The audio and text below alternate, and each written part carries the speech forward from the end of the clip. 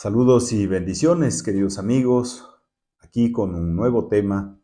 En esta ocasión vamos a ver la segunda parte del tema de la Inquisición. Habíamos visto en una primera parte la Inquisición en la época medieval. Ahora vamos a profundizar un poco sobre la Inquisición española, que tiene características especiales y por eso hemos hecho un capítulo aparte para reflexionar de la mano del doctor Carlos Freire, como siempre, sobre este tema tan profundo, tan controversial, pero que necesita obviamente de conocer un poco más. Como católicos debemos esforzarnos por conocer un poquito más sobre sobre lo que no es verdad, de lo que se ha dicho respecto de la Inquisición, ya sea en películas, en series, incluso libros que aparentemente bien intencionados y bien informados lo han dicho, pero que, como decimos, el especialista, el día de hoy el doctor Carlos Freire, nos va ayudando a entender ciertas cosas que normalmente no las hemos profundizado. Así que les damos la bienvenida, esperamos que sea este un pequeño viaje apasionante, profundo y que de alguna manera crezcamos y aprendamos juntos. Bienvenidos, gracias por estar aquí. En la charla anterior habíamos dicho que la Inquisición en la Edad Media nace porque se considera que los herejes son traidores al rey, de tal manera que quien insiste en el castigo, por ejemplo, con la pena de muerte, no es la Iglesia no puede condenar a muerte y nunca lo es en cuanto es Iglesia. Cuando un reo es condenado, pasa al brazo secular. ¿Se acuerdan que dijimos eso, verdad? Entonces, aquí me interesa recordar esto. El hereje en la Edad Media es considerado traidor al rey, comete un delito de lesa majestad. La Inquisición en la Edad Media no funcionó en Castilla, un poquito en Aragón sí, porque tiene frontera con el sur de Francia y los cátaros podían haber llegado también a Aragón. Entonces, pero en general no funcionó la Inquisición sino solamente en el sur de Francia, sur de Alemania y norte de Italia. En España no. ¿Cuándo surge la Inquisición en España? En España, desde antes de Cristo, había una importante colonia judía que se mantiene durante varios siglos. Fueron perseguidos en tiempos de los visigodos, pero se mantiene. Al principio no es que haya problemas, no es que haya dificultades graves. Esto comienza a crecer poco a poco por varias razones. En primer lugar, yo diría que es por el fanatismo de personas ignorantes, sobre todo no letrados, analfabetos en los pueblos, en el campo, que comienzan a ver en los judíos a los enemigos de la fe porque se les acusa de asesinos de Cristo. Entonces, al principio en España no hay antisemitismo, no, hay antijudaísmo, que es diferente, una oposición a los judíos por motivos religiosos. Después veremos cómo esto cambia. Pero, como digo, esta desconfianza hacia los judíos va creciendo por varias razones también sociológicas, que han sido estudiadas largamente por estudiosos de toda clase y condición. El judío, desde antes de Cristo hasta ahora, no se mezcla con el pueblo que lo acoge, ¿verdad? Es un pueblo cerrado en sí mismo, tanto más que está convencido, con razón, de que es el pueblo escogido por Dios. Eso nadie lo niega, eso es una verdad de la Biblia, ¿ya? Entonces viven una vida cerrada. Además, ellos por tradición y por leyes no cultivan la tierra en los países en donde están, porque solo pueden cultivarla, eso está en el Talmud, en Israel, en la tierra prometida. Entonces se dedican al comercio, se dedican a prestar dinero a intereses la Iglesia Católica prohibía a los católicos prestar dinero a cualquier interés. Se consideraba usura cualquier interés, aunque sea el 1%. Entonces, quienes prestaban dinero eran los judíos. Lógicamente, como ustedes saben muy bien, nadie ama de todo corazón a su acreedor, ¿verdad? Entonces, los judíos también tenían ese peso. Poco a poco, esto va creciendo, hay un clima antijudío, hasta que en 1391, por la obra también de un agitador pueblerino, comienzan los pogroms, ataques a judíos por considerarlos enemigos de los castellanos, de los, digamos ahora, españoles. Se usaba la palabra español para indicar a todos los habitantes de la península ibérica, incluidos los portugueses. Entonces, hay matanzas.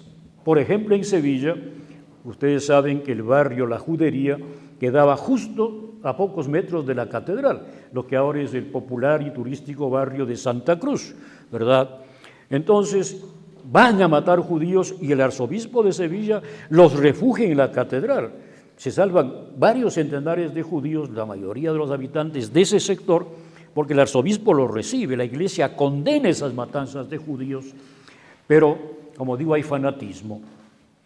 Esto es también un motivo para que se funde la Inquisición, porque varios obispos le dicen al rey, ya más tarde, ¿verdad?, en tiempos de los reyes católicos, miren, están matando judíos acusándolos, perdón, me equivoqué, están matando conversos acusándolos de que siguen siendo judíos. Alguien dice, ese es judío, lo matan. Entonces, aquí también hay un acto de misericordia de los obispos que dicen, no, pues, no se puede hacer eso. Hay que ver si es que realmente este es un falso converso para que se le aplique la ley.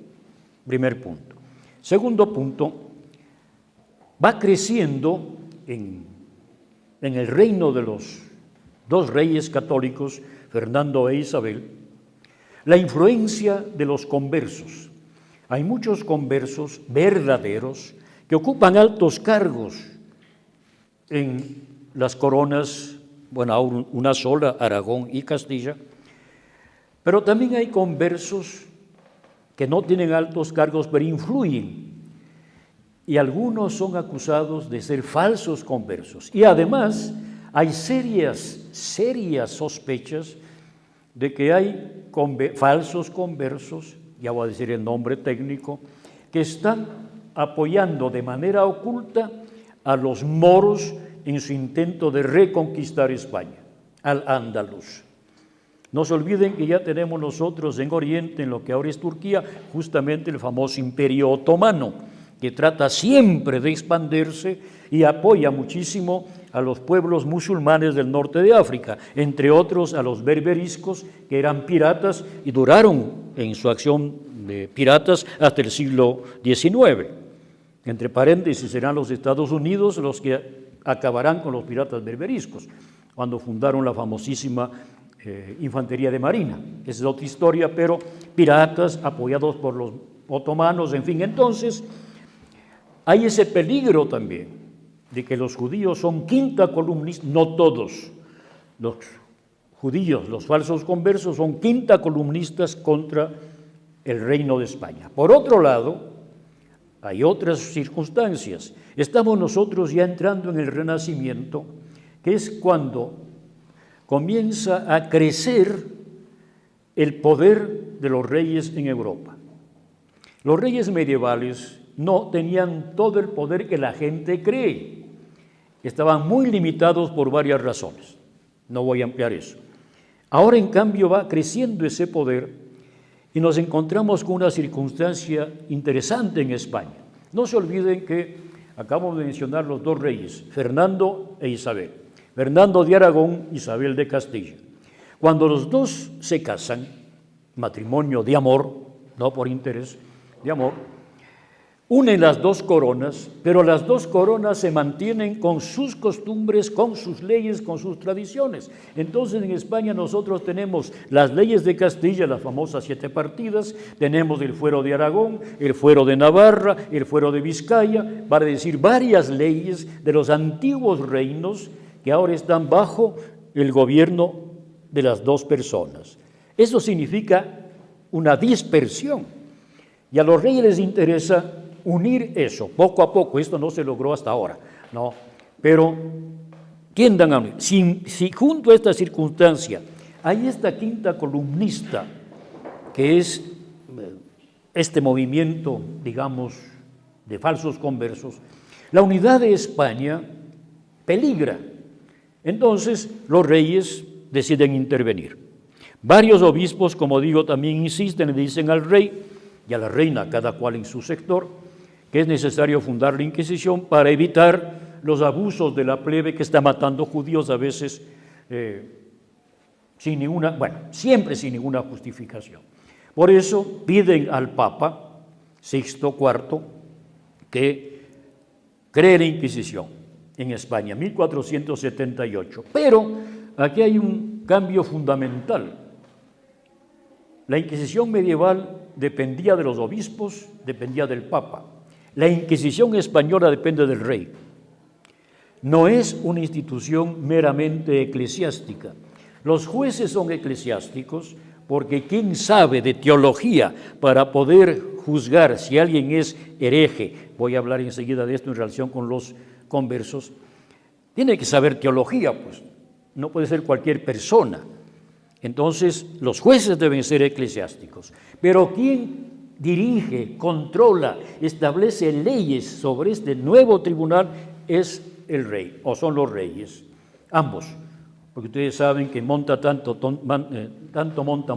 Isabel como Fernando, ambos tienen el mismo nivel, ¿no? Ambos gobiernan.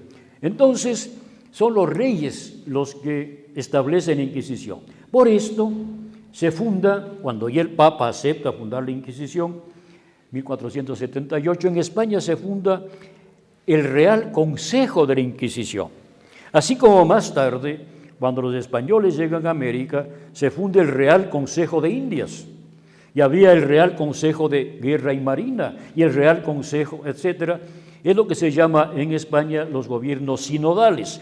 Ahora está de moda entre nosotros la palabra sinodal, ¿verdad?, que es tan antigua como los griegos, significaba otra cosa de lo que significa ahora, no me voy a meter en eso, pero gobiernos con consejos, lo que ahora sería una especie de ministerios. Pero hay un consejo de la Suprema Inquisición, le decían el Consejo de la Suprema, y comienza a funcionar. ¿Por qué se establece que los falsos conversos son herejes? Porque se dice, este señor dice que es católico, pero está practicando por detrás la religión judía. Entonces es un católico que cree en otra cosa y que practica otra cosa, además de, como digo, poder tener problemas políticos. Entonces se convierte en hereje, se le asimila a los herejes y comienza a funcionar la Inquisición.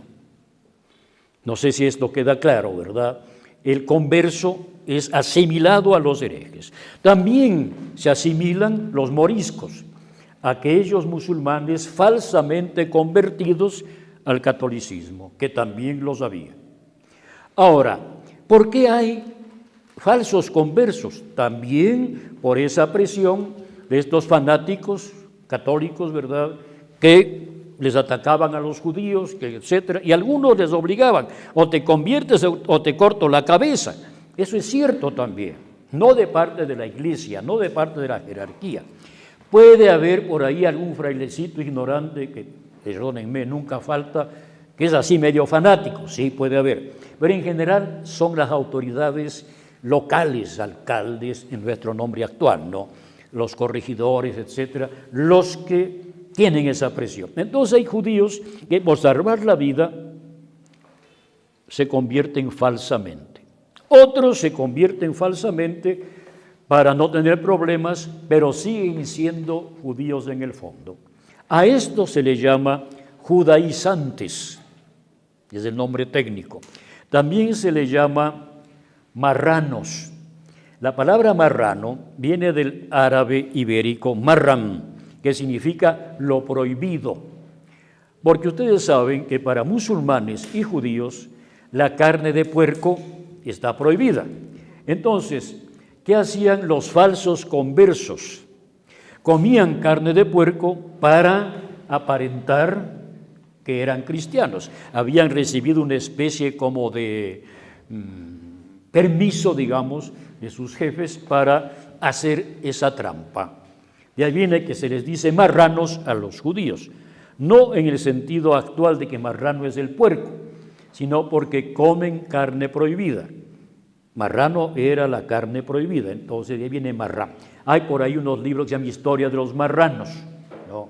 De los falsos conversos en España, ¿verdad? Los judíos también les llamaban alboraicos. Alboraico era un nombre árabe que designaba al caballo de Mahoma, que no era ni blanco ni negro, ni caballo ni yegua, etc. Era muy moderno, ¿ya? Entonces, o también le llamaban, en fin, había varios nombres. Ese es el origen rápidamente de la Inquisición. Pero a esto se va uniendo algo más que no quiero olvidarme. Ese antijudaísmo se va convirtiendo paulatinamente, y esto es triste pero es verdadero, en un antisemitismo. Ya no se persigue, se odia a los judíos por motivos religiosos, los asesinos de Cristo, los deicidas. No, también se les desprecia por ser de otra raza. Tan es así que poco a poco entra en la sociedad española la división entre cristianos viejos y cristianos nuevos. Cristianos viejos son aquellos que no tienen sangre judía, que vienen de antepasados cristianos desde siempre. Cristianos nuevos son los que tienen antepasados judíos más o menos cercanos. Y había una circunstancia interesante, o antepasados moros también. La aristocracia española, en buena parte, descendía y desciende también de moros, de princesas, príncipes moros, de judíos no tanto, aunque también puede ser, ¿ya? Entonces, esta división entre cristianos viejos y cristianos nuevos fue muy aceptada por el pueblo llano, por los plebeyos. Los plebeyos de sangre roja decían, nosotros somos superiores a los de sangre azul, porque ellos tienen sangre morisca, nosotros no. Y se comienza a hablar de mala raza, de judíos, moros, etc. Cuando se llega a América, lamentablemente también se introduce, ¿verdad?, la mala raza de los negros y de los indígenas, no siempre, ni con el rigor que había allá. Por eso, esto explica por qué también en nuestro medio, cuando había alguna familia española por los cuatro costados, a la cual no se le podía insultar diciéndole indio, rosca, verdugo, que se le decía judío. Y ahí viene una falsa, digo entre paréntesis, una falsa historia de que hay familias ecuatorianas judías. Viene de que les acusaban de ser judíos, no viene de documentos genealógicos, sino de acusaciones. Es como más o menos que dentro de 50 años alguien dijera, el Carlos Freire era narcotraficante, ¿no? Le acusaron de narcotraficante. Y después de 200 años digan, ya ven, los Freire eran narcotraficantes. ¿Me explico bien o no? Es una acusación, no es una prueba genealógica. Y eso dura este rato, ¿no? Y se hacen juicios y se va a España, todas estas cosas, ¿verdad? Sí, no quiero ahondar más, a menos que después haya preguntas. Muy bien, entonces, hay esta idea, ¿no?, del judaísmo como algo malo por religión y por raza. Les doy un ejemplito chiquitito. Hubo un escritor converso, verdadero converso, él no era judaizante, Antón de Montaro, que escribió: adorando al Dios y hombre por muy alto, Señor mío, o sea, Jesús, Dios y hombre, ¿no? Por do mi culpa se escombre, no pude perder el nombre de viejo puto judío. A pesar de ser ya católico practicante, le decían eso. Ahora, Señor Antón, yo vos otorgo perdón por honra de la pasión de aquel que crucificaste. Él ya es católico, pero le acusan de ser asesino de Cristo por estos motivos étnicos. Como ustedes ven, el asunto es tétrico, ¿verdad? En cuanto a la opinión personal, a la opinión popular de la gente. Y eso, como digo, también llegó a América, ¿no? Llegó a América esto de la pureza de sangre, no ser cristiano viejo, sino cristiano nuevo. Ese es descendiente de judíos. Aunque hayan sido conversos reales, se les acusa. No se diga cuando eran falsos, no. Muy bien. Entonces, ¿cuáles son los procedimientos de la Inquisición española para ir ya al meollo de la cuestión? ¿Cómo se sabe si alguien es judaizante o morisco? O después ya cuando llegan los protestantes, ¿cómo se sabe? Igual que pasaba en la Edad Media en Francia, ¿verdad? Con los cátaros, hay una búsqueda, ¿verdad? Hay funcionarios que se encargan de buscar herejes. Esos son los comisarios del Santo Oficio. En nuestro país también hubo comisarios del Santo Oficio. De hecho, era un cargo muy apetecido. Debían ser sacerdotes, no siempre sacerdotes. Y entonces, ser comisario del Santo Oficio era ser de la creme, el no va más, el quitarán de ahí, ¿no? Entonces, ellos se encargaban de buscar. A ellos les acompañaban los alguaciles de la Inquisición, que podían ser laicos, que averiguaban, iban a ver si hay o no presencia de judaizantes en un pueblo. Por ejemplo, alguna vez pasó en España que uno de ellos le pregunta a un niño: oye, ¿cómo te llamas? Depende. ¿Cómo que depende? Sí, verá, en mi casa soy Abramcito, en la escuela soy Manuelito, porque en la casa era judío y afuera era cristiano. Entonces, va el alguacil y avisa: esos son judaizantes. Eso está en un documento, no es invento mío. Ya, entonces, se busca. También hay delaciones, alguien que acusa a otro de ser judaizante o morisco. Aquí deben cumplirse ciertas condiciones. Primero, no basta la acusación de una persona, deben ser dos las que acusan a alguien de ser judaizante. Otra condición: no pueden ser personas de mala fama. Los acusadores solo pueden ser personas dignas de fama honesta, bien considerados en la sociedad, en el pueblo, etc. Por decir, un ladronzuelo no podía acusar a alguien de ser judaizante, o una mujer de mala vida tampoco podía hacerlo. Un soldado acusado de ser abusivo tampoco. Tenían que ser personas de buena fama. Además, antes de seguir, ¿verdad?, hay una cosa interesante.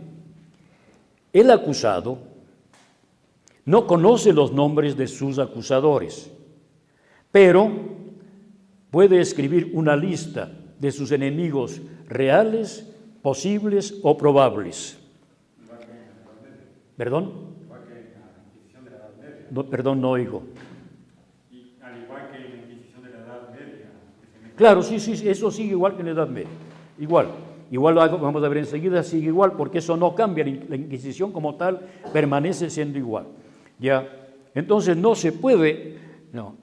El otro día les hablé, ¿verdad?, de paso, que es mentira esto de que había unas especies de urnas donde se ponían las acusaciones secretas, como en Cartagena de Indias, ¿verdad?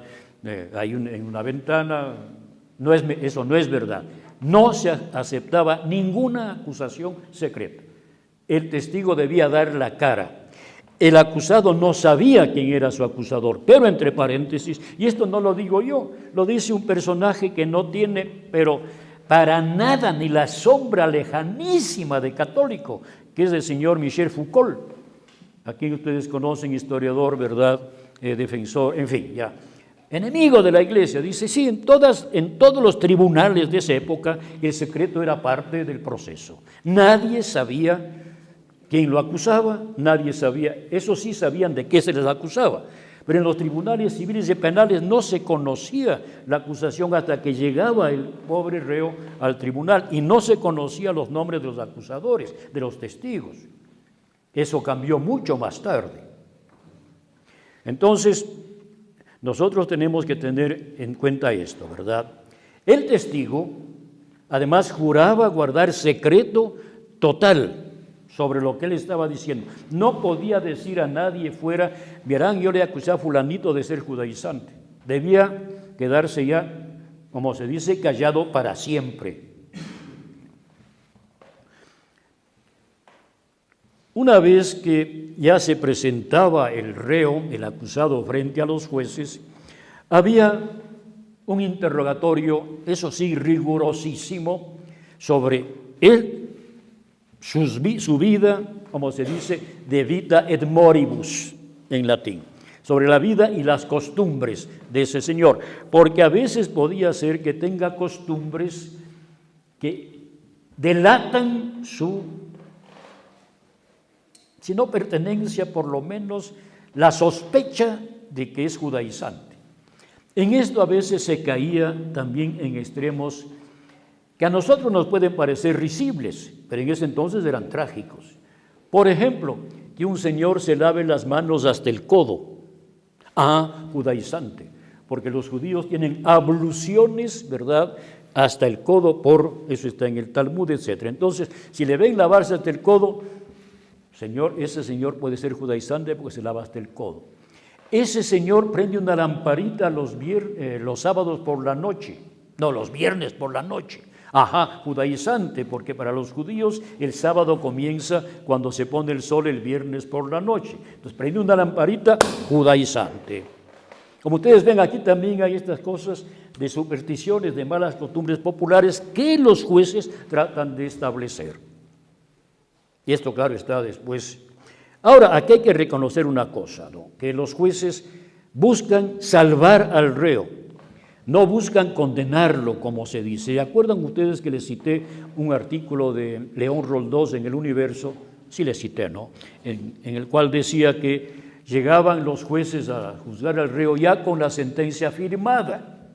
Esa es calumnia vil. Y el señor León Roldós debía confesarse, ¿no?, por calumniar a gente que murió hace siglos, pero que no actuaba así. Nadie, ningún inquisidor quería condenar a la gente. Al revés, su obligación era buscar la salvación, no solo la salvación en este mundo, sino sobre todo la salvación eterna, pues es lo que se busca. Pero en todo caso hay un interrogatorio muy puntual, etcétera.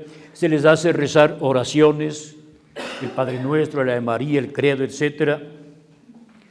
Y lógicamente aquí podía haber problemas con personas ignorantes, que podían a veces equivocarse en la oración. Por eso es que hay contrainterrogatorios, hay una serie de formas para estar seguros de que ese pobre señor es o no es judaizante. No es que se apresuran, ojo, no es verdad eso de que los inquisidores son unos seres sádicos que buscan quemar a todo el mundo. No es cierto. Ya en España es exactamente al revés. En todo caso, existe, como ya dijimos también en el caso de la Edad Media, la tortura. Hasta hace unos 40 años, los investigadores ya de la segunda etapa a la cual me referí la vez pasada, en que se reforma la visión de la Inquisición, ya comenzaron a decir la tortura no se usó como se pensaba, porque antes se pensaba que todos los reos eran torturados. No es cierto. Tanto Benassar, francés, no católico, de origen musulmán, pero no creyente, cuanto Henningsen, sueco, de origen luterano, hace unos 40 años decían que más o menos el 10% de la población, igual que en Edad Media, habría sido torturado. Ahora se sabe que no llegó al 2%. Los nuevos estudios en estos 40 años nos dicen que los torturados estuvieron por el 1% aproximadamente. Perdón, Carlitos, ¿de la población o de los acusados? De los acusados, ya. Entonces, si hay 100 acusados, uno es torturado. ¿Y cuándo se le tortura? Cuando hay serias sospechas de que es judaizante, ¿verdad? Serias, fundadas sospechas, y él no confiesa. Entonces se le tortura, con las torturas que ya dije el otro día, ¿verdad? Que son las mismas, ¿ya? Pero no se usan casi nunca, esa es la verdad, ¿ya? En los otros tribunales europeos, hasta el siglo XVIII, se usa la tortura casi siempre y en dos ocasiones, al principio del juicio y al final como castigo. En la Inquisición solo se usa al principio una sola vez. Ojo, esto lo dije el otro día y lo quiero recalcar. No es verdad que el pobre reo es torturado, le mandan a la celda, al día siguiente le vuelven a torturar y así día tras día. No es cierto. La tortura dura en algunos casos media hora, en otros una hora y no más, nunca más. Si el reo, digamos así, aguantó la tortura, ya no se le vuelve a torturar más. Y si no confesó y no hay pruebas fehacientes, se le absuelve. Por eso la inmensa mayoría de los acusados fueron absueltos. Voy a dar unos números enseguidita, ¿verdad? Ya. Ahora, si es que el reo confiesa, pues esa es prueba. Ya, eso sí es prueba. Para asesorarle, al principio no había abogado defensor. Después sí, justamente porque se dan cuenta los inquisidores que hay personas ignorantes, ¿verdad?, que a veces no rezan bien. Voy a poner un ejemplo nuestro, actual. Me van a perdonar. Nosotros rezamos el Salve Regina, el Dios te salve reina, ¿verdad? En latín, Salve Regina Mater Misericordiae. Los ecuatorianos, Dios te salve, reina y madre, madre de misericordia, repiten el madre. Entonces, ¿qué diría un inquisidor? Ajá, usted está alterando la oración. ¿Por qué? ¿Cómo se atreve? Estoy inventando, no. Pero, ajá, no. En el rosario tenemos la ejaculatoria. María, Madre de Gracia y Madre de Misericordia, en la vida y la muerte, amparo, Madre nuestra.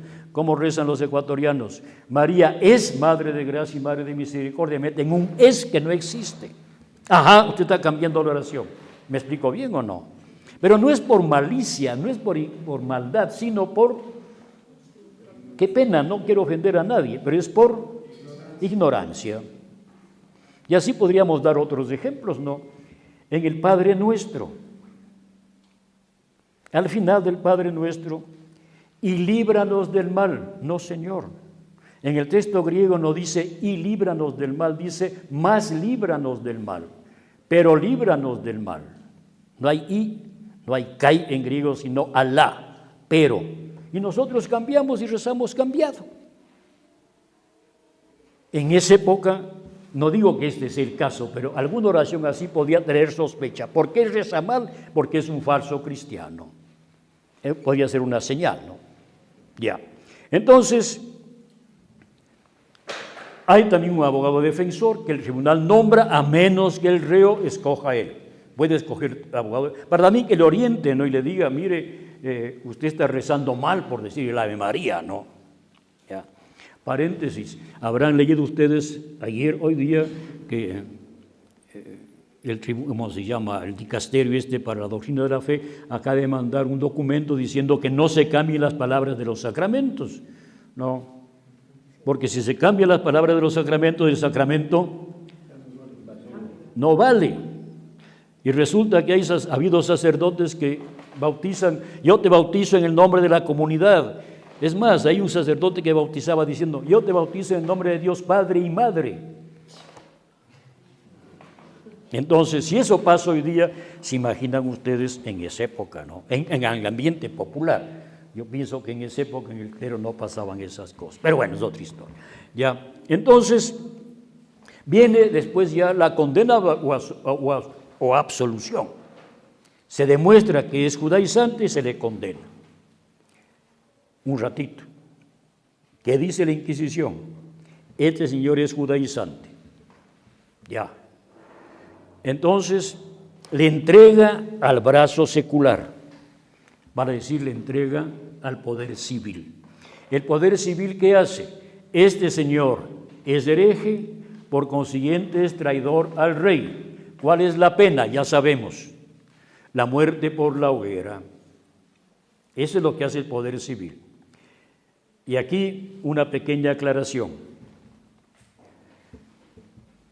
Cuando les quemaban, ya voy a dar unos números, ¿no? Cuando les quemaban con leña verde, como en la vieja canción ecuatoriana. Ya, eso era un acto de bondad, porque la leña verde daba mucho más humo que les asfixiaba antes de sufrir tanto las quemaduras, ¿verdad? Entonces era un acto de clemencia por los ajusticiados. Por eso también antes de quemarles, les cortaban a rape el pelo, para que el pelo no se encienda, ¿verdad? No se queme y les cause más dolor. Hay una novelista ecuatoriana, bastante mala, por cierto, en cuanto novelista, ¿no?, que tiene unas novelas por ahí, y en una de ellas habla de estas cosas, de la Inquisición en Quito. Y dice que quemaron a un judío y le pusieron leña verde, y él decía: estos ignorantes no saben que la leña verde me ayuda a mí. Ellos creen que me están haciendo sufrir más. Mentira podrida de la señora novelista. Los inquisidores sabían muy bien desde la Edad Media que se les ponía leña verde para que sufran menos. Eso dicho sea de paso, ¿no? Pero no todos eran quemados, ¿verdad? Había otros castigos de acuerdo con la gravedad del delito, porque también puede uno abjurar, ¿verdad? Puede decir, sí, yo era hereje, pero me arrepiento, ¿ya? Entonces puede tener algunos castigos. Por ejemplo, puede ir a la cárcel. Y aquí se mantiene lo que dije el otro día. La cárcel perpetua significa 4 o 5 años, no significa toda la vida. Emparedar no significa poner entre 2 paredes, significa meter en la cárcel. Las palabras cambian de significado. Es más, se habla de las mazmorras de la Inquisición, etcétera, etcétera, etcétera. Pero hay estudios, lamentablemente, que no llegan al gran público, que solo conocen los especialistas, los que, como alguien que ustedes conocen, se pasan la vida como ratones de biblioteca o polillas de archivo, ¿no?, en los papeles, en los libros, etcétera, ¿no? Hace pocos años se publicó en Italia un estudio de un famoso medievalista italiano, Andrea Tornelli, sobre las cárceles de la Inquisición en Roma, en la misma época que estoy hablando, ¿no?, siglo XVI, XVII, por ahí. Y resulta que él fue a estudiar los gastos, como se llama, las finanzas de la Inquisición, las finanzas de la Inquisición. Y se encontró, por ejemplo, con un dato que es interesantísimo. ¿Cuánto gastaba la Inquisición para lavar las sábanas de los presos que estaban en las cárceles de la Inquisición? Y ahí ve, eso está publicado. Cambiaban de sábanas 3 veces por semana a los presos de la Inquisición. Entonces, también esa parafernalia, ¿verdad?, de los presos en unos tugurios, ¿verdad?, en unas mazmorras con cadenas en los brazos, en las piernas, en el cuello, etcétera, todas fétidas, inmundas, es mentira. Tan es así que había delincuentes comunes que de adrede hacían algo para ser juzgados por la Inquisición, porque la Inquisición tenía privilegio, tenía prerrogativas de juzgar antes. Entonces, un ladronzuelo, un rato de eso, lanzaba una blasfemia a la Inquisición, se libraba del juicio civil y pasaba a la Inquisición. Eso también está demostrado. Bien, además de la hoguera, en ciertos casos, ya voy a dar algunos datos, había otros castigos, ¿verdad? Esto de la cárcel, que no era toda la vida. Y otras, había penas pecuniarias. Por ejemplo, a los quemados se les quitaba todos los bienes. Sobre esto voy a volver. O alguna pena menor pecuniaria.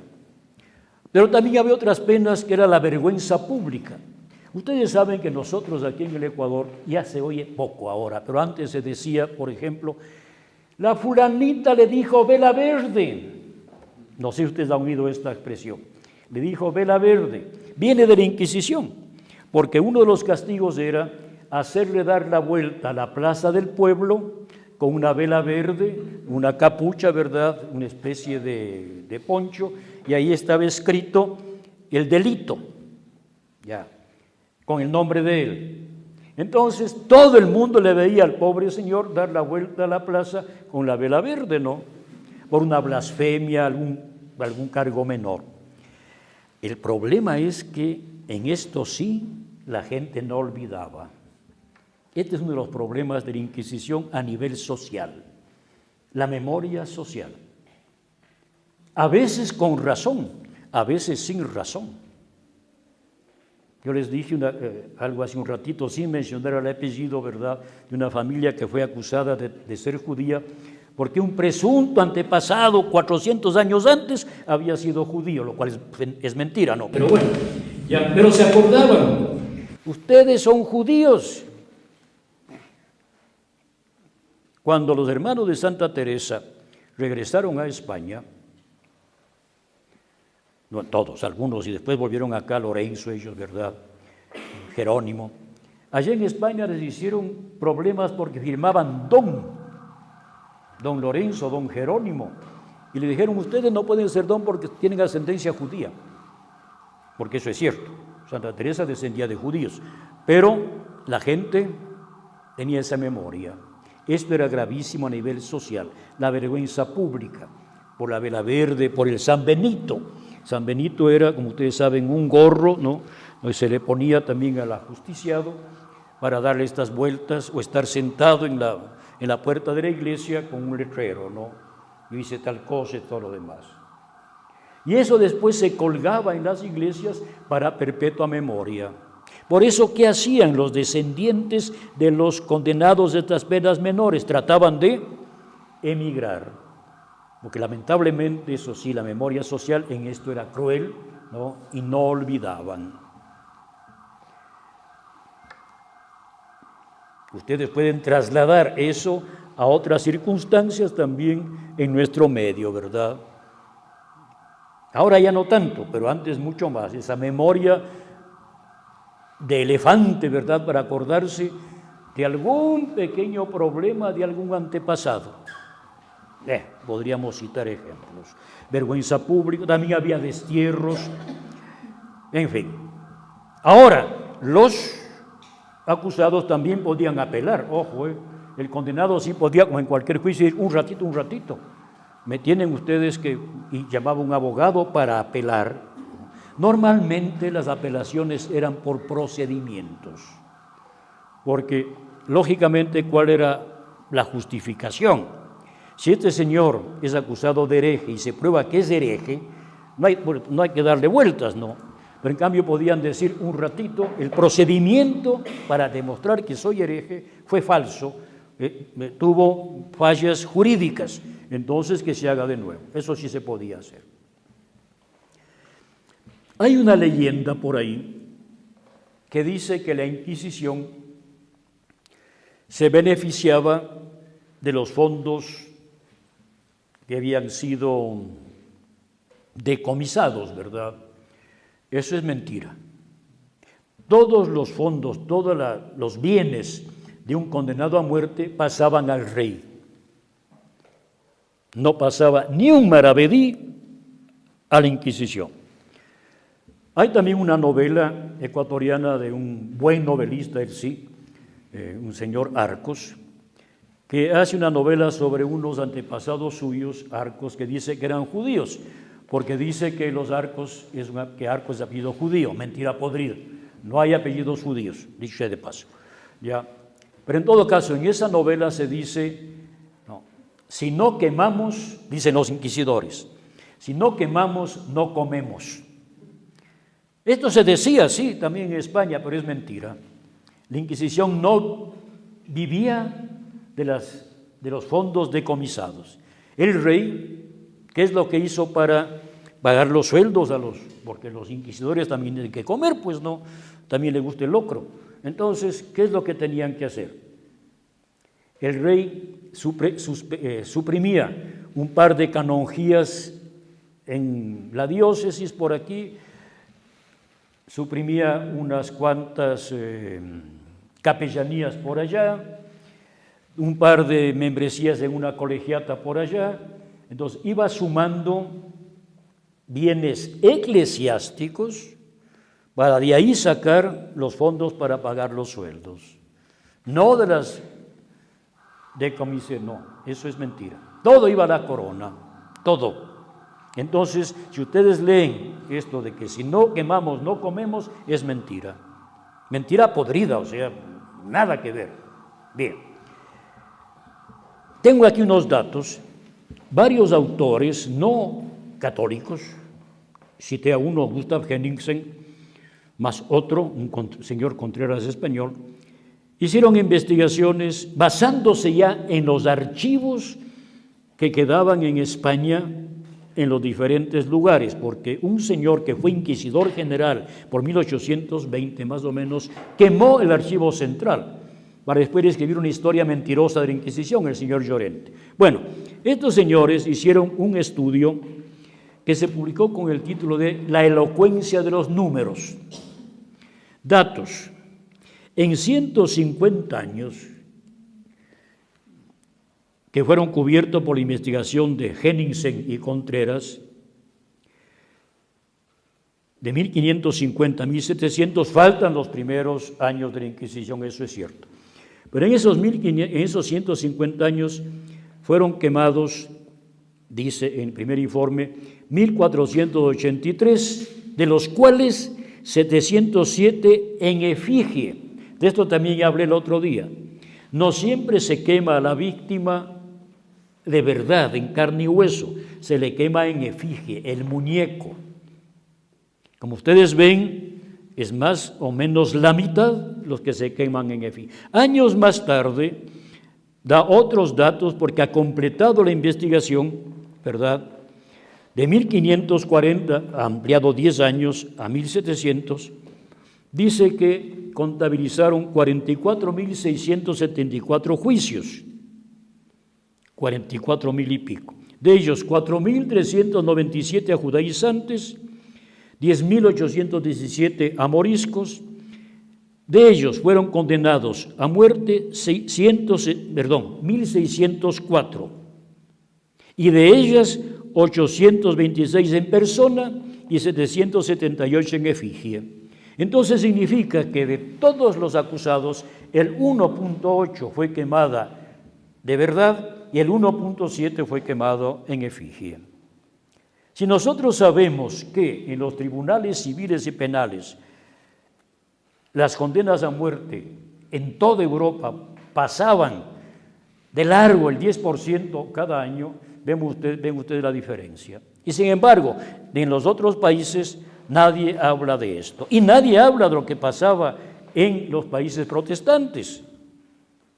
Nadie habla de eso. En Suecia,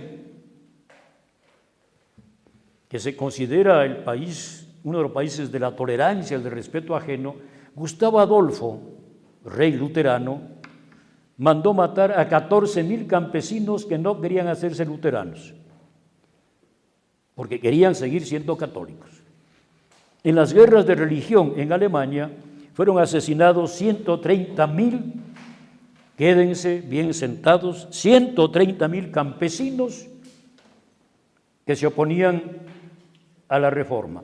¿Qué dicen los historiadores marxistas y los historiadores protestantes? Que querían recibir las tierras que se habían robado a la iglesia, porque esas tierras se apropiaron los nobles alemanes. La verdad es que en parte querían esas tierras, pero sobre todo se oponían a la reforma. En Inglaterra, entre Enrique VIII e Isabel I, en esos 70 años aproximadamente, también quédense bien sentados, fueron fritos en aceite hirviendo 142.000 católicos. En España son quemados 826 y todo el mundo habla de la Inquisición. Pero nadie habla de lo que pasó en Inglaterra, en Alemania, sin contar las brujas de las cuales ya hablé el otro día. Entonces, como dicen ahora los investigadores, la Inquisición no merece la fama que tiene. Así de simple. Quiero decir también ahora unos pequeños datos sobre nuestro país, rápidamente. Nuestro país, en el Ecuador, no funcionó la Inquisición. Digan lo que digan historiadores, novelistas, aquí no hubo tribunal de la Inquisición. Había una casa en Quito que ya no existe, si no recuerdo mal, en la calle Imbabura, en eso los quiteños me pueden enseñar más, que se llamó la Casa de la Inquisición y que fue derrocada lamentablemente, ya, porque era una obra de arte colonial, la portada y todo. Pero no había tribunal de la Inquisición. Todo acusado era mandado a Lima y allá eran juzgados. No sé si ya hablé de esto el otro día, no sé dónde dejé los datos. Carta Cádiz Scienziabadi decían en la Edad Media. Encuentro unos datos de México, pero también tenía del Ecuador, de Quito.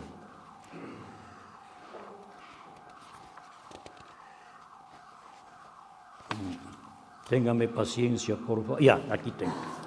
En el Reino de Quito se contabilizaron unos 52 casos desde 1580 a 1800. 52 casos que fueron a Lima. 15 por bigamia. 9 por proposiciones peligrosas, o sea, medio heréticas. 8 por magia. 6 por luteranos, todos piratas presos en Guayaquil. 4 por blasfemos, 4 por solicitantes en confesión, 4 por sacrílegos, legos que celebraban misas sin ser sacerdotes, y 2 por delitos contra la Inquisición. De ellos fueron quemados 4 piratas luteranos en Lima, 1 en efigie. Nadie más sufrió castigo por la Inquisición en nuestro país. Y aquí, como digo, no había Inquisición. No había. Todo eso que cuentan, ¿verdad? Las procesiones. Hay también un otro novelista, un señor Lalama, que habla de esto. Mi buen amigo Íñigo Salvador, también una novela, habla de la Inquisición en Quito. Perdónenme, novela. Si ustedes leen esas novelas, no crean que eso es cierto. No se dejen engañar. Ni la de Arcos, ni la de la señora Yáñez, ni la del señor. No, la Inquisición no existía aquí. Había un tribunal en Lima y aquí había un comisario del Santo Oficio. Eso sí, que como dije eran de la creme, se creían a más de Tarzán y todo lo demás, pero no había y mandaban a Lima. Termino.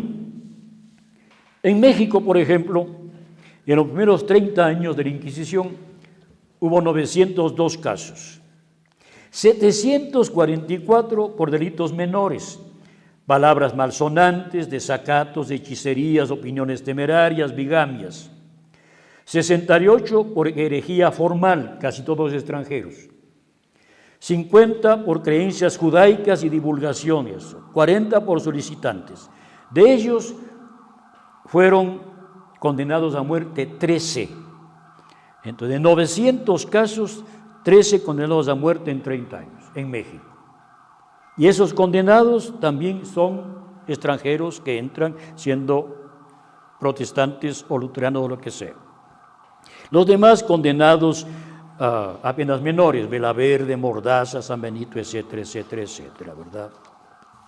Bien, hay más cosas que contar, pero ya me estoy pasando de la hora. Entonces, quedémonos aquí. Por favor, no se olviden, preguntas, en fin, dudas, inquietudes.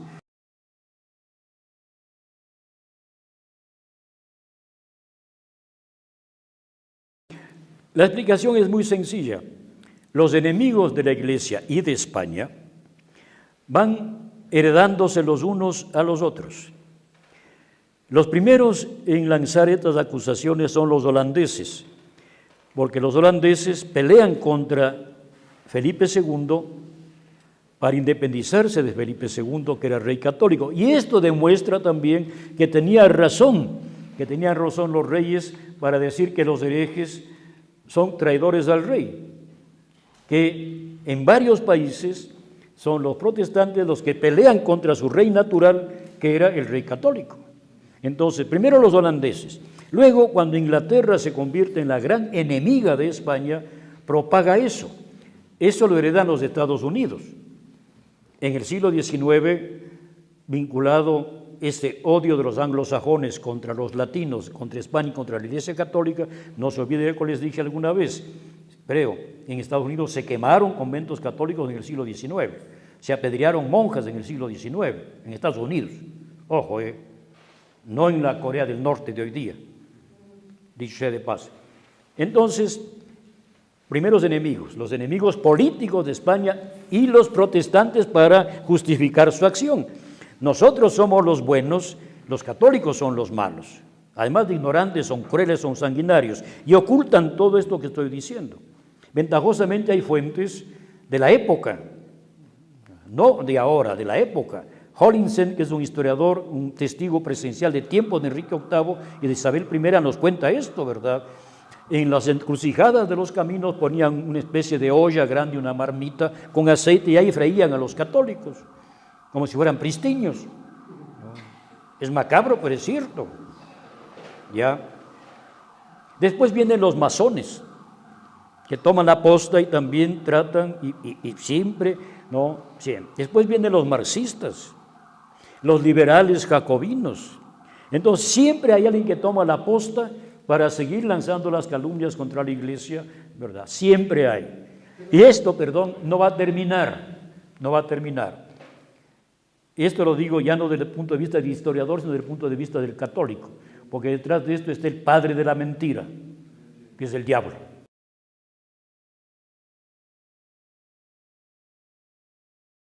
¿Qué es lo que pasa? ¿Qué es lo que pasa? Que nosotros, por razones no voy a explicar ahora, pero que hay, también por culpa de ingleses y norteamericanos en parte, pasamos de ser unos dominios de España bastante adelantados económicamente a ser subdesarrollados. Las 13 colonias norteamericanas fueron al revés, pasaron de ser subdesarrolladas a desarrolladas. También porque nosotros aquí no tenemos hierro, no tenemos carbón y esas cosas, allá sí. Bueno, entonces ellos progresaron, nosotros no. Y ellos tuvieron los medios para publicar no solamente historias, libros, sino también después series de televisión, películas, todas estas cosas.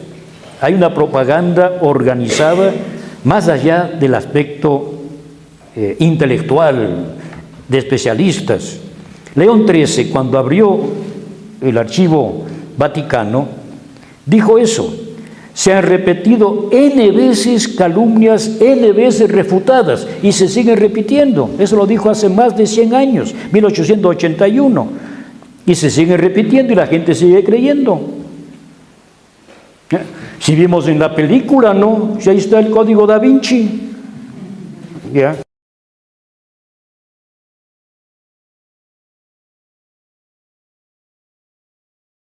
A la larga perdieron ese poder, ¿no?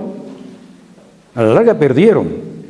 Desde 1808 en adelante ha estado una guerra y España pierde todos sus dominios, ¿no?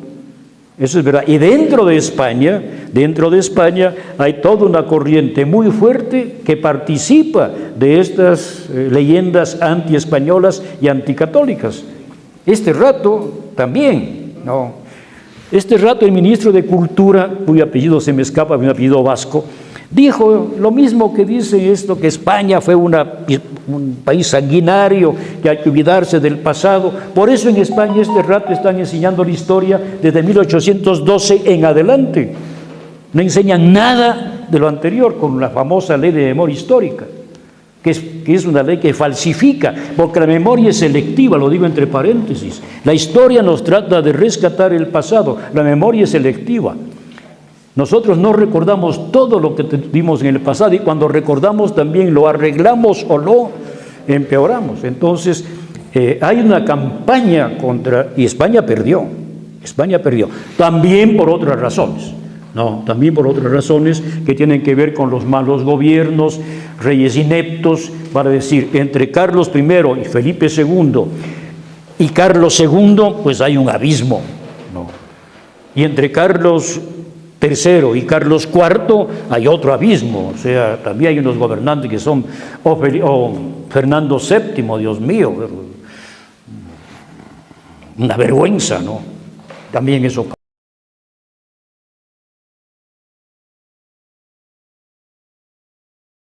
Todo lo varios, porque hubo desde el primero, que fue Jácome Freire de Andrade, mi antepasado, que después de enviudar se hizo sacerdote y fue comisario del Santo Oficio. Después hubo de otras familias, por ejemplo, Yepes, de origen rebambeño, después pasaron a Ibarra, ¿no?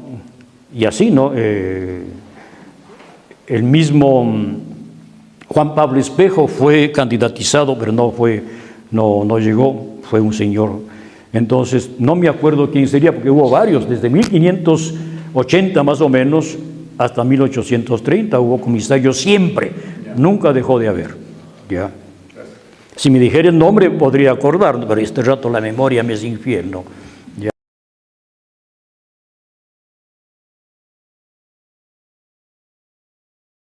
Ser solicitante significaba ser un sacerdote que aprovecha la confesión para seducir a una mujer, a una muchacha, para, en fin. Ya. Ese es solicitante. Ya. Como ustedes ven, son casos poquísimos, ¿verdad? Porque la imaginación popular también, esa imaginación de caballo con fiebre, hace pensar que prácticamente todos los curas eran unos mujeriegos, unos tales por cuales y todo lo demás, ¿no? Que las quebradas de Quito estaban llenas de fetos de hijos de las monjas, ¿verdad? Esta leyenda se cuenta en todas partes. La he escuchado yo en Chile, la he escuchado en Alemania, la he escuchado en otras partes. Las monjas que tenían relaciones con los curas los daban a luz, y los fetos, o los pobres guaguas recién nacidos, a las quebradas, a los túneles, porque claro, estaban las ciudades llenas de túneles. Esa imaginación de caballo con fiebre son falsedades, ¿no? Estos no significa que no hubiese algún curita pillo, ¿no? Claro, no. Cuando hablemos en una próxima reunión de las causas de la reforma de Lutero, ampliaremos este tema, ¿no? Entre paréntesis, no sé si hacer eso la próxima vez, y pues estoy tratando de ir en orden más o menos cronológico, ¿no? Si hacer eso, o primero la conquista de América, que volviendo al tema de la pregunta anterior, también es motivo de una serie de calumnias, de mentiras, de engaños, ¿no? Pero horrorosos, ¿no? Entonces, no sé que ustedes... Entonces, ese es solicitante, ¿no?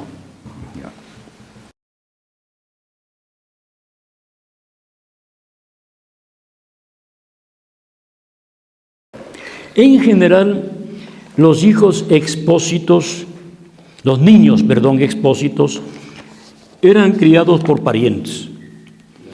Se hacía la ficción, ¿no?, de que se exponía al niño en la puerta de alguien X, generalmente una persona de poder económico, etc. Pero normalmente la persona, la chica que había quedado embarazada, en fin, todo lo demás, ¿dónde dejaba el niño? Ya con un acuerdo donde su papá, su abuelo, su tío, o sea, para garantizarle a ese niño una educación. Entonces, eso era lo normal, los hijos expósitos.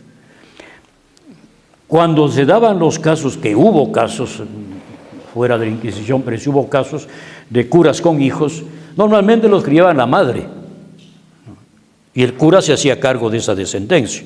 Lamentablemente en eso sí pasaba, y había una adulteración horrorosa de la doctrina. No había persona, no faltaba señora que tenía relaciones con un cura, relaciones sexuales, que decía: mis hijos son hijos sagrados. Sí, eso está en documentos. Señora, sus hijos son hijos sacrílegos. Así se decía, ¿no? Ya, pero solían... Ya. Nosotros los que tenemos esa perversa afición a la genealogía, ¿no? Conocemos muchos casos, ¿no?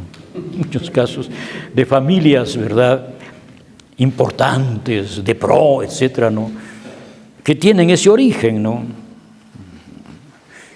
Uno puede a veces hasta se ríe, ¿no?, porque hay una familia, ¿verdad?, X, no muy de la creme, que resulta que llega una generación y no hay descendencias, no hay. Todo quedó en línea femenina, ¿no?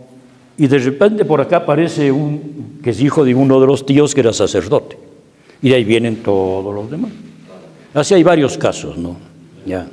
Yo les podría decir, yo sé hasta versos que hablan de eso, con ciertos apellidos. Claro que riman. Sí.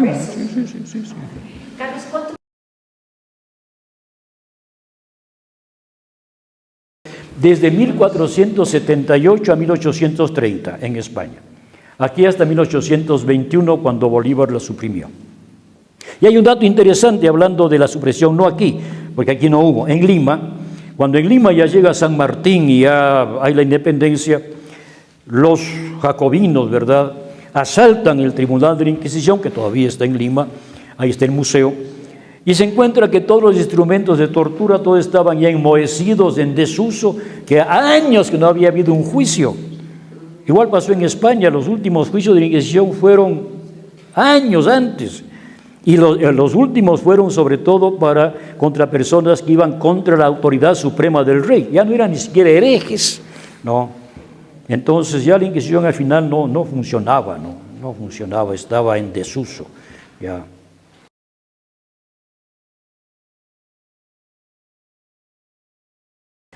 Esos juicios siguen. Sigue habiendo acusaciones de solicitación en confesión, sigue habiendo. Lo que pasa es que son juicios secretos, no son juicios coram populo, ¿ya? Y lógicamente necesitan de una acusación. Nosotros sabemos que no solamente en ese caso, también en otros casos hay acusaciones falsas. Hay acusaciones falsas, ¿verdad? No solo para sacerdotes. Aquí en Quito hubo un famoso caso de un señor casado y sin hijos, ¿verdad?, que de acuerdo con la ley ecuatoriana hace algunos años, una señora le acusó de que era el padre de su hijo, ¿no? Y la esposa legítima decía, mi marido ha tenido hijos a control remoto, porque cuando la señora se quedó embarazada, mi marido estaba en Francia, ¿no? Y sin embargo la señora le acusó y el juez dijo que sí, que era hijo, porque basta la palabra de la mujer. Bueno, ahora no había pruebas de ADN. Claro, no había ADN, ¿no? Pero, no, claro, era para quedarse con la herencia, ¿no? Entonces, mentiras puede haber. Ahora es más fácil ya con el ADN, ¿no? Pero no sigue habiendo juicios por solicitación, sí, sigue habiendo. Lo que pasa es que cambió el nombre. La palabra santo oficio sonaba un poco así, muy como inquisición, ¿verdad? Miles de mujeres hermosísimas y desnudas, ¿verdad?, torturadas por unos frailes dominicos sádicos, ¿verdad? De esto están llenos los libros contra la Inquisición del siglo XIX, llenos de dibujos totalmente inventados, llenos, ¿no? Se podría, bueno, los han publicado porque de vez en cuando se publican justo para decir, ya ven lo que eran los católicos, ¿no? Además de crueles, lascivos. Ayer me maté de la risa porque decía que la reina Victoria de Inglaterra había sido la que había logrado que las mujeres tengan luz sin dolor. Sí, porque la Iglesia Católica se oponía a que, porque en la Biblia dice que las mujeres tienen que parir con dolor, la Iglesia Católica se oponía a que se les cede a las mujeres cuando dan a luz. Entonces yo me maté de la risa que primero que la reina Victoria no era católica, segundo que la Iglesia en Inglaterra era en esa época anglicana. Claro. Y tercero, que la Iglesia siempre ha sido favorable a la disminución del dolor en cualquier tipo de enfermedad. Claro, sí. Entonces, los mitos que tú dices se ven a cada rato y en todas partes.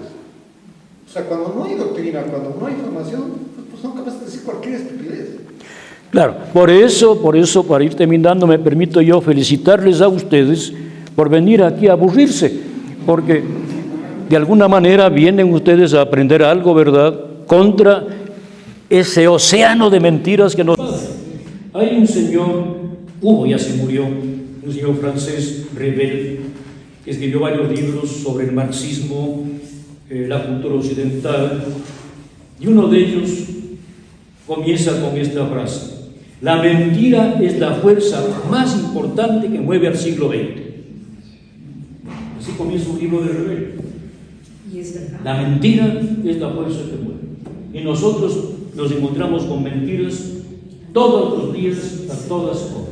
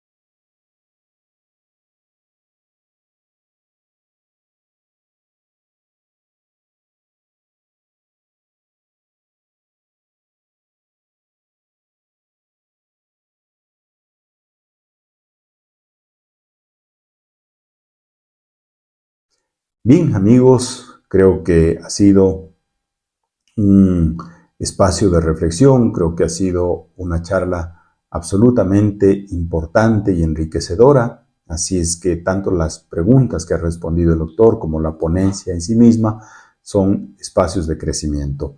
Esto estoy seguro que no solamente que absuelve preguntas que ustedes tenían, sino que al contrario, al ser un tema de mucha controversia y de mucha importancia, deja también muchas inquietudes abiertas. Y eso es bueno porque el que queden muchas inquietudes significa que vamos a investigar un poco más, significa que vamos a hacer lo posible por profundizar en este tema no se puede decir todo lo que se tiene que decir, ni conocer todo lo que se tiene que conocer en una charla tan corta como esta. Pero sí, si queda en nosotros la inquietud y el deseo de ir a investigar un poco más, ha valido la pena esta charla. Así es que continuaremos en un tema apasionante también la próxima vez, que tiene que ver con algo de lo que hoy hemos visto ya. Así es que, como siempre, los temas anteriores lo que hacen es de alguna manera anticiparse a lo que viene. No les digo más, esperamos que en el siguiente video podamos seguir